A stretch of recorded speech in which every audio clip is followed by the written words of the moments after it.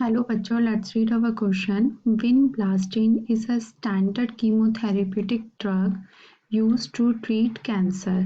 जो विनब्लास्टिन होता है वो थेरेपेटिक कीमोथेरेपेटिक ड्रग है जो कि कैंसर को ट्रीट करने के लिए यूज होता है. Because it interferes with the assembly of microtubules, its effectiveness must be related to. क्योंकि ये असेंबली माइक्रोट्यूब्यूल्स की असेंबली को इंटरफेयर करता है, इसलिए ये किससे, इसकी इफेक्टिवनेस जो है किससे रिलेटेड है. तो हमारे ऑप्शन है suppression of cyclin production, B inhibition of DNA synthesis, C disruption of mitotic spindle formation, D inhibition of regulatory protein involve in phosphorylation. तो जो हमारा की कंसेप्ट हो जाएगा वो क्या हो जाएगा, मेडिसिन विनब्लास्टिन.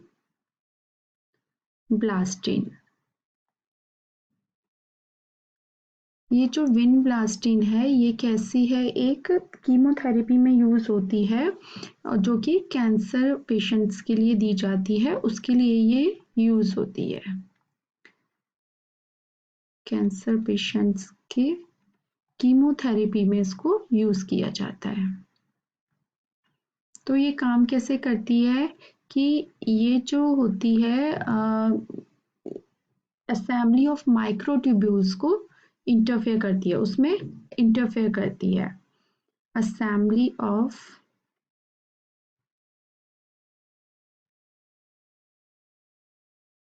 माइक्रोट्यूब्यूल्स. ठीक है. अब ये जो इंटरफेयर करती है माइक्रोट्यूब्यूल में, तो अब ये माइक्रोट्यूब्यूल किससे रिलेटेड होती है.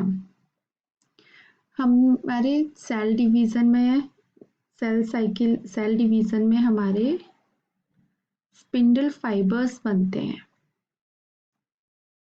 सेल डिवीजन के टाइम पर स्पिंडल फाइबर्स बनते हैं जो कि क्या काम करते हैं, ये हेल्प करते हैं सेल डिवीजन के टाइम पे क्रोमोसोम को सेपरेट करने का. ठीक है. These are helpful during cell division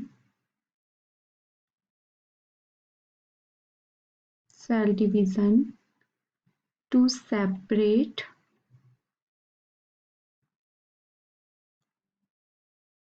the chromosome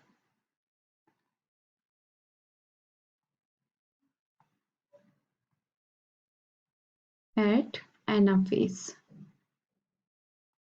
anaphase की जो सेल डिवीजन की एनाफेज स्टेज होती है उसमें जो स्पिंडल फाइबर्स होते हैं वो क्रोमोसोम को सेपरेट करने में हेल्प करते हैं. और फिर ये जो स्पिंडल फाइबर्स होते हैं ये किससे बने होते हैं, these are formed from the microtubules. These are formed from microtubules.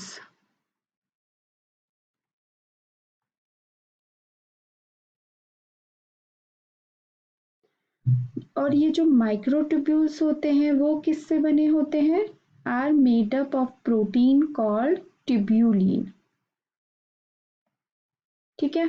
तो हमारी जो मेडिसिन है ये विनब्लास्टिन, वो किसको इंटरफेयर करती है, माइक्रोट्यूब्यूल्स को इंटरफेयर करती है, उसकी असेंबली में इंटरफेयर करती है. जब माइक्रोट्यूब की असेंबली इंटरफेयर हो रहा है तो स्पिंडल फाइबर्स भी जो होंगे उनके काम में भी, उनका जो भी वर्क है उसमें भी प्रॉब्लम होगा. तो हमारा क्वेश्चन में देख लेते हैं, अब हमारे जो ऑप्शंस हैं उनको देख लेते हैं. सप्रेशन ऑफ साइक्लिन प्रोडक्शन, या साइक्लिन प्रोडक्शन की तो बात ही नहीं हो रही है तो ये रॉन्ग हो गया. इनहिबिशन ऑफ डीएनए सिंथेसिस, ये भी नहीं होगा. Disruption of mitotic spindle formation, हमने कहा यहाँ पर यही बात की कि स्पिंडल फॉर्मेशन में ही ये थोड़ा डिस्ट्रप्शन करेंगे. तो डिसरप्शन अगर माइटोटिक स्पिंडल फॉर्मेशन में हो रहा है तो सेल डिवीजन में भी ये डिसरप्शन करेंगे। तो हमारा ये आंसर सही हो जाता है। Inhibition of regulatory protein involve in phosphorylation, नहीं, इससे कुछ रिलेशन नहीं है। तो हमारा जो आंसर बनेगा वो बनेगा option C, disruption of mitotic spindle formation. I hope आपको ये आंसर समझ में आ गया होगा। Thank you so much, all the best.